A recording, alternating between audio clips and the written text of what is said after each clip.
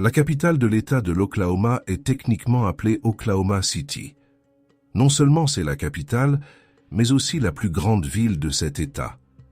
La région qui compose aujourd'hui Oklahoma City a été colonisée en l'année 1889, lorsque ce qui était alors appelé des terres non attribuées a été ouvert aux propriétaires fonciers. Au fil des années, la ville est devenue l'un des centres aéronautiques les plus importants du pays et abrite la base aérienne de Tinker, ainsi que le centre aéronautique Mike Monroney de l'administration fédérale de l'aviation. En l'année 1995, Timothy McVeigh a fait exploser une bombe artisanale devant le bâtiment fédéral Alfred P. Murrah, tuant 168 personnes et en blessant des centaines d'autres. McVeigh a été condamné pour cet attentat en l'année 1997. Cette même année, dans la banlieue de Midwest City, à l'est d'Oklahoma City, Anthony Palma a enlevé Kirsten Hatfield, une fillette de 8 ans, depuis son domicile. Elle a disparu sans laisser de traces et n'a jamais été revue. Palma a passé près de 2 décennies comme un voisin sans histoire, jusqu'à ce qu'une petite preuve vienne le lier à ce crime. Bienvenue sur la chaîne YouTube Chronique Décharge. Si vous aimez ce genre de contenu, abonnez-vous à notre chaîne et likez la vidéo. Passons à l'affaire. Anthony Palma est né en l'année 1959. Il a vécu de nombreuses années dans une petite maison de Jet Drive, tout en travaillant comme jardinier dans la capitale de l'État de l'Oklahoma. Il se décrivait comme un voisin ordinaire. Il se souvenait que lorsqu'il avait emménagé dans le quartier, la majorité des habitants étaient des personnes âgées. Il disait « Je n'étais pas retraité, mais la plupart des gens du quartier l'étaient. J'aimais toujours être occupé. J'aidais dès que quelqu'un avait un problème avec sa voiture ou sa machine à laver. Les personnes âgées ne pouvaient souvent pas effectuer ces travaux. Et comme j'avais une certaine habileté mécanique, j'étais toujours prêt à aider. » Palma soulignait qu'il essayait d'être un bon voisin et que c'était la première maison où il s'était senti chez lui. En plus d'aider les personnes âgées, Anthony Palma invitait souvent des enfants chez lui, leur offrant de la nourriture, comme de la pizza et du Kool-Aid. Il disait qu'il ne supportait pas de voir des enfants affamés, car lui-même avait grandi dans la pauvreté. Selon lui, il y avait toujours de la nourriture pour les enfants du quartier dans sa maison. Dans cette même rue, Kirsten Hatfield, née le 12 février 1989, vivait avec sa mère Shannon et sa sœur cadette. Le 13 mai 1997, Shannon a couché ses filles vers minuit et demi. Le lendemain matin, entre 6h et 6h30, elle est allée voir Kirsten, mais la fillette n'était plus dans sa chambre. La police est rapidement arrivée sur place et a commencé son enquête. Du sang a été retrouvé sur la clôture en grillage de la cour, sur la fenêtre de la chambre de Kirsten et sur un sous-vêtement déchiré appartenant à la fillette.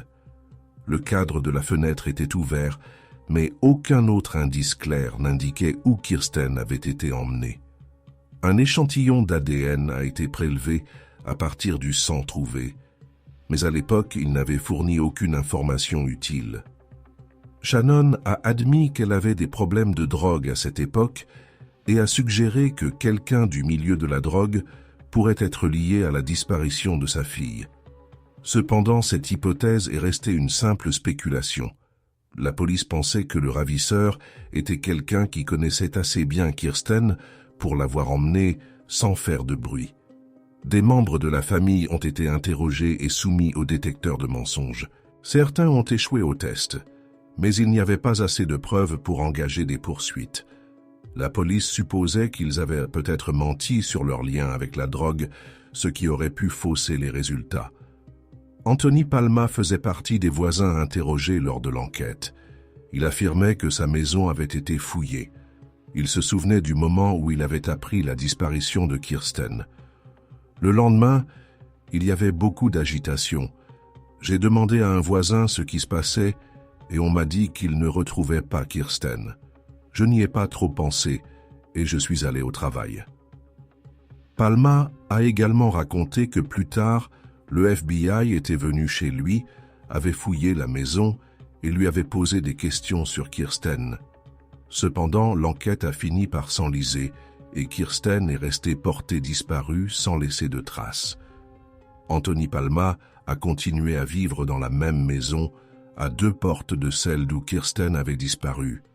Finalement, il a quitté son emploi dans la capitale de l'État et a commencé à travailler comme gardien des sols au parc d'État de Thunderbird. Au fil des ans, il s'est marié et a eu 2 enfants. Shannon, la mère de Kirsten, a déménagé avec sa fille cadette, arrêté la drogue et s'est remarié. Bien que les années aient passé, personne au sein du service de police n'a oublié l'affaire Kirsten. En juin 2015, des enquêteurs du FBI et de la police de Midwest City ont rendu visite à Anthony Palma pour l'interroger à nouveau sur ce crime vieux de 18 ans. La femme d'Anthony leur a raconté qu'il était très perturbé chaque année à l'anniversaire de la disparition de Kirsten. Elle pensait que c'était dû à la proximité de l'endroit où le crime avait eu lieu. Cependant, il n'est pas rare que les criminels deviennent émotifs lorsqu'ils sont confrontés à des rappels de leurs actes. Les enquêteurs ont examiné les anciennes preuves et découvert que certains objets, comme des mégots de cigarettes et une bouteille de bière, n'avaient jamais été analysés. Étant donné que la technologie ADN avait considérablement progressé, ils ont décidé de tester à nouveau les échantillons. Ils ont demandé des échantillons d'ADN à 10 personnes liées à l'affaire, y compris Anthony Palma. D'abord, ils ont testé l'ADN d'autres hommes, mais il n'y avait aucune correspondance. Lorsqu'ils se sont à nouveau penchés sur Anthony, ils ont appris qu'il avait soi-disant travaillé dans la cour de la maison d'où Kirsten avait disparu. Le 22 juillet de cette même année, le Bureau des enquêtes de l'État de l'Oregon a confirmé que l'ADN d'Anthony correspondait à celui retrouvé sur les lieux du crime. En réexaminant les anciens dossiers, les enquêteurs ont découvert que les informations fournies par Anthony lors de la première enquête ne correspondaient pas aux faits du dossier. De plus, aucun document ne prouvait que sa maison avait réellement été fouillée en 1997. En octobre de cette même année, les enquêteurs avaient recueilli suffisamment de preuves pour convoquer Anthony pour un interrogatoire. Lorsqu'ils lui ont demandé ce qu'il avait fait la nuit de la disparition de Kirsten, il a répondu que c'était pour lui un jour comme un autre. Il a affirmé avoir travaillé toute la journée avant de rentrer chez lui sans remarquer quoi que ce soit d'inhabituel. Il a mentionné avoir vu un camion Chevy blanc garé devant la maison de Kirsten, mais il n'avait aucune autre information à fournir. Anthony a également souligné qu'il ne connaissait pas la famille de Kirsten, bien que les enfants du quartier l'appelaient « Oncle Tony » et lui demandaient souvent de réparer leur vélo. Lorsqu'on lui a demandé s'il avait déjà vu Kirsten ou sa mère Shannon, il a répondu qu'il ne se souvenait pas de les avoir vus avant la disparition de la fillette. Il a tenté de minimiser ses liens avec la famille et a affirmé qu'il ne prêtait pas attention à ses voisins. L'enquête approchait d'un moment clé et les preuves désignaient Anthony Palma comme le principal suspect. Anthony Palma a déclaré qu'il ne se souvenait d'aucune interaction avec Kirsten, sa mère ou sa famille, bien que les enfants du quartier l'appelaient régulièrement Oncle Tony, lui demandaient de réparer leur vélo ou leur donnaient de la nourriture. Lors de l'interrogatoire, il a affirmé qu'il ne prêtait pas attention à ses voisins ni à qui vivait dans les maisons voisines. Bien qu'il ait admis connaître d'autres personnes du quartier, y compris une fillette nommée Crystal qui vivait dans la même rue, Anthony a nié toute interaction avec Kirsten ou sa famille. Interrogé sur les événements de la nuit où Kirsten a disparu, Palma a affirmé qu'il n'avait pas quitté sa maison et se souvenait que son chien, ironiquement nommé Chien, avait commencé à aboyer bruyamment dans la cour vers 3 ou 4 heures du matin. Anthony a raconté que les aboiements l'avaient réveillé, car le chien semblait réagir à quelque chose derrière la clôture de la cour. Il a supposé que l'animal était agité à cause de moufettes, d'opossums ou d'autres créatures qui traversèrent souvent la zone. Il est sorti par la porte arrière, a crié au chien de rentrer à l'intérieur, puis est retourné se coucher. Il a affirmé ne pas avoir cherché à voir ce qui se passait dans la cour, ni à regarder dans la ruelle, car de telles situations s'étaient déjà produites auparavant et étaient généralement causées par d'autres animaux ou des passants. Bien que Palma ait essayé de se présenter comme quelqu'un qui n'avait rien à voir avec la disparition de Kirsten, ses réponses ont éveillé des soupçons parmi les enquêteurs. Il prétendait n'avoir jamais remarqué Kirsten ou sa famille, ce qui était étrange compte tenu de sa réputation auprès des enfants du quartier. De plus, son explication concernant le comportement de son chien et son manque de curiosité face aux bruits inhabituels dans sa cour la nuit de la disparition de la fillette semblait peu convaincant. Au cours de l'entretien, Anthony a tenté de détourner l'attention vers la mère de Kirsten, Shannon, suggérant que son passé lié à la drogue pourrait être en rapport avec la disparition de sa fille. Il a également mentionné qu'il trouvait étrange que Shannon ait déménagé après la disparition de Kirsten, affirmant qu'à sa place, il serait resté dans la maison en attendant le retour de sa fille. Cependant, un tel comportement n'était pas inhabituel, car de nombreuses personnes sont incapables de rester dans un endroit associé à la perte d'un être cher. Anthony a aussi évoqué le frère de Shannon, qui séjournait dans la région à l'époque pour aider aux recherches de Kirsten. Il a déclaré que ce dernier dormait sous un pont et qu'il l'avait laissé dormir sur son canapé pendant quelques jours. Les enquêteurs lui ont demandé si le frère de Shannon lui avait confié quoi que ce soit concernant la disparition de Kirsten. Palma a répondu que cet homme avait une fois tenu des propos étranges, disant qu'il ne pouvait pas se réconcilier avec sa sœur. Cette phrase a soulevé des questions, mais elle n'a pas permis d'obtenir de réponses concrètes. Face aux réponses évasives d'Anthony, ses contradictions et ses tentatives de détourner les soupçons vers Shannon, les enquêteurs en sont arrivés à la conclusion que son comportement indiquait un lien avec la disparition de Kirsten. Cependant, des preuves décisives étaient encore nécessaires pour résoudre complètement l'affaire. Anthony Palma a continué à nier toute implication dans la disparition de Kirsten, même après que les enquêteurs lui ont présenté des preuves irréfutables. Lors des interrogatoires, il a répété à plusieurs reprises qu'il ne savait pas comment son ADN avait pu se retrouver sur la fenêtre de la chambre de Kirsten et sur le sous-vêtement retrouvé dans la cour. Il a affirmé qu'il n'était jamais allé dans la cour de la maison de Kirsten et qu'il n'avait jamais eu la moindre interaction avec elle ou sa famille. Lorsque les enquêteurs lui ont montré que son ADN avait été retrouvé sur la scène du crime avec une marge d'erreur quasi inexistante, Palma a persisté dans sa défense en affirmant « Je ne sais pas ». Les enquêteurs ont tenté de lui proposer divers scénarios pour l'inciter à avouer, suggérant qu'il avait peut-être été dans la cour pour aider la famille ou qu'il avait accidentellement laissé une trace de sang lors d'une interaction avec Kirsten.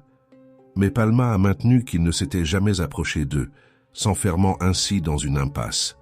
Les enquêteurs ont alors examiné son passé.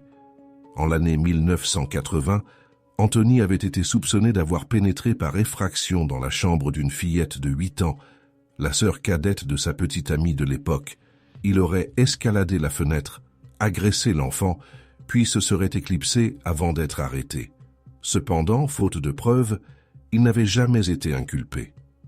2 ans plus tard, en l'année 1982, il avait violemment agressé et abusé sexuellement son propriétaire, ce qui lui avait valu une condamnation pour agression avec une arme dangereuse. Anthony persistait à nier toute culpabilité dans la disparition de Kirsten, malgré les tendances troublantes de son passé. Cependant, son historique de violence et d'agression sexuelle renforçait la conviction des enquêteurs qu'il était bien responsable du crime.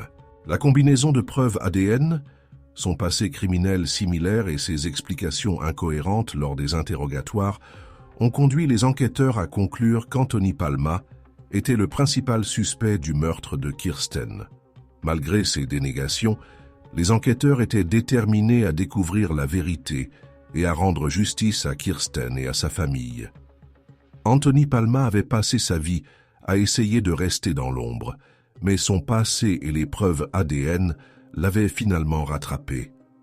Pendant les interrogatoires, Palma niait avec obstination toute implication dans la disparition de Kirsten Hatfield, tentant de convaincre les enquêteurs qu'il ne savait rien de la fillette ni de sa famille. Il affirmait n'être jamais entré dans leur cour ni avoir eu la moindre interaction avec eux. Mais son récit commença à s'effondrer dès que les enquêteurs lui présentèrent les preuves. L'analyse ADN réalisée en 2015 avait révélé de manière irréfutable que le sang retrouvé sur le cadre de la fenêtre de la chambre de Kirsten et sur son sous-vêtement déchiré correspondait à l'ADN d'Anthony Palma. La marge d'erreur était pratiquement inexistante. Les chances d'une erreur étaient d'1 sur 293 sextillions, un chiffre si immense qu'il était inconcevable. Les enquêteurs ont utilisé cette donnée pour faire pression sur Palma, mais il continuait à nier et prétendait ne pas savoir comment son sang avait pu se retrouver sur la scène du crime. Malgré ces preuves accablantes, Palma répétait inlassablement la même version des faits. « Je ne suis jamais allé dans cette cour. Je ne connais pas cette famille », insistait-il. Lorsque les enquêteurs lui ont suggéré plusieurs scénarios plausibles, comme le fait qu'il aurait pu aider dans la cour ou réparer le vélo de Kirsten, Palma a catégoriquement rejeté toutes ces hypothèses. Son entêtement ne faisait qu'accentuer les soupçons des enquêteurs. Ce que Palma ignorait, cependant, c'est que les enquêteurs s'étaient déjà penchés plus en profondeur sur son passé. Ses tentatives de se faire passer pour un voisin serviable qui aidait les enfants du quartier et leur offrait de la nourriture se sont effondrées lorsqu'on a découvert les sombres secrets de son passé.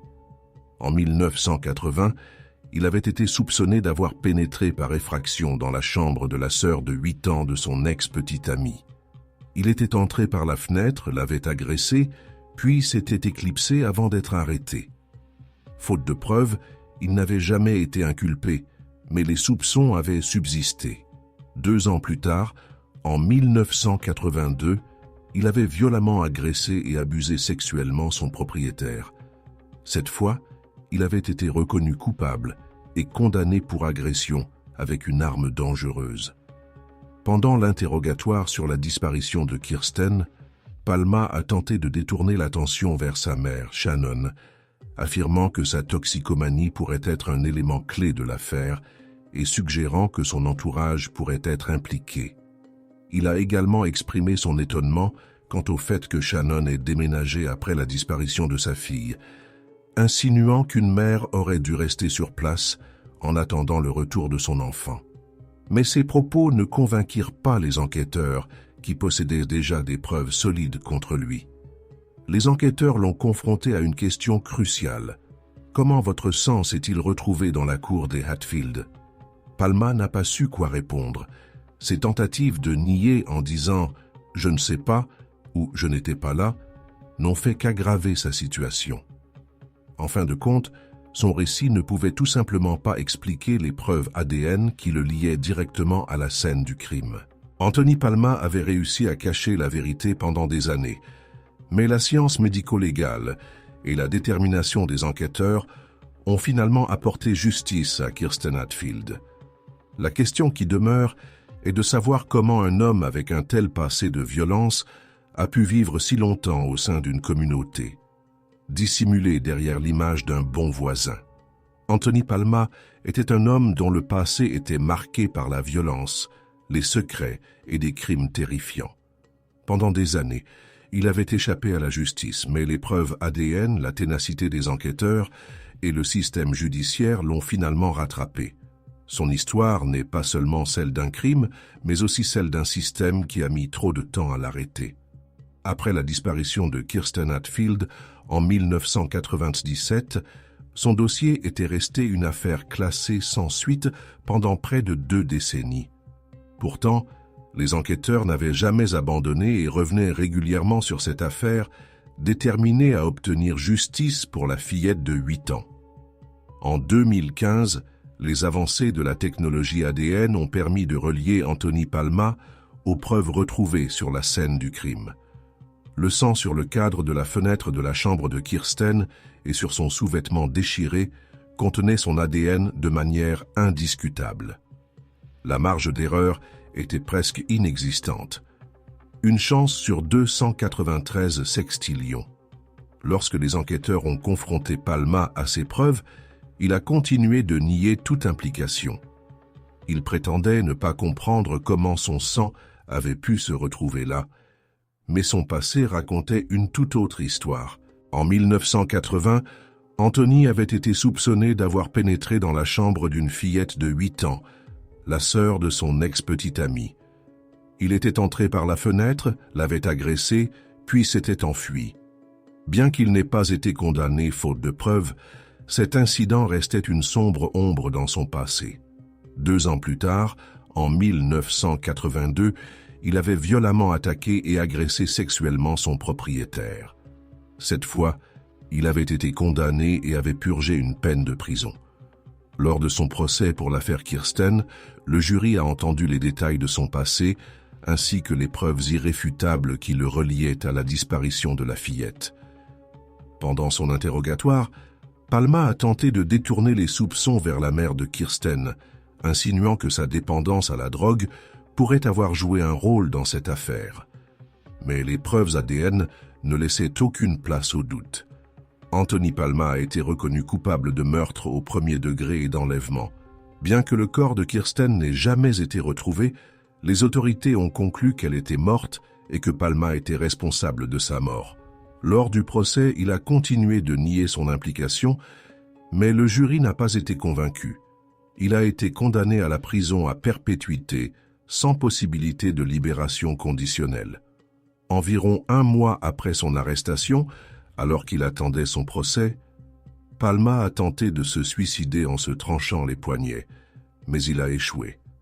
Après sa condamnation, il a renoncé à son droit d'appel, un choix étrange pour quelqu'un qui clamait son innocence. Pendant ses années en prison, la mère de Kirsten, Shannon, lui a écrit à plusieurs reprises, le suppliant de révéler où se trouvaient les restes de sa fille.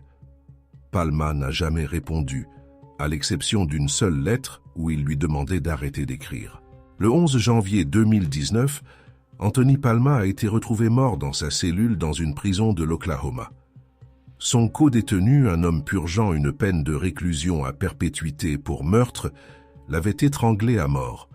Bien que Palma soit probablement le seul à savoir où se trouvent les restes de Kirsten Hatfield, il a emporté ce secret avec lui dans la tombe. La famille de Kirsten espère encore qu'un jour, quelqu'un viendra révéler la vérité. Shannon a exprimé sa tristesse face à la fin brutale de Palma. Mais malgré son pardon, la justice pour sa fille reste incomplète. Anthony Palma était un homme dont le masque d'un voisin ordinaire cachait un passé sinistre et des crimes qui ont laissé des cicatrices profondes sur les familles et la communauté. Depuis la disparition de Kirsten Hatfield en 1997, son cas est devenu un symbole d'incertitude et de lutte pour la justice. Pendant près de 2 décennies, la famille de Kirsten est restée sans réponse, et chaque espoir de découvrir la vérité s'est estompé avec les années. Cependant, la détermination des enquêteurs, les progrès des techniques médico-légales et de la technologie ADN ainsi que le travail acharné de la police ont finalement permis de révéler la vérité. Palma, qui avait passé sa vie à cultiver l'image d'un voisin aimable et serviable, était tout sauf cela.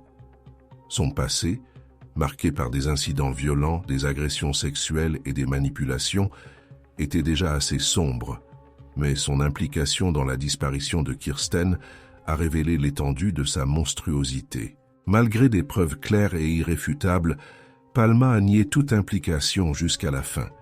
Son obstination, son sang-froid et son refus d'admettre sa culpabilité ou de fournir des réponses à la famille de Kirsten n'ont fait que souligner sa cruauté.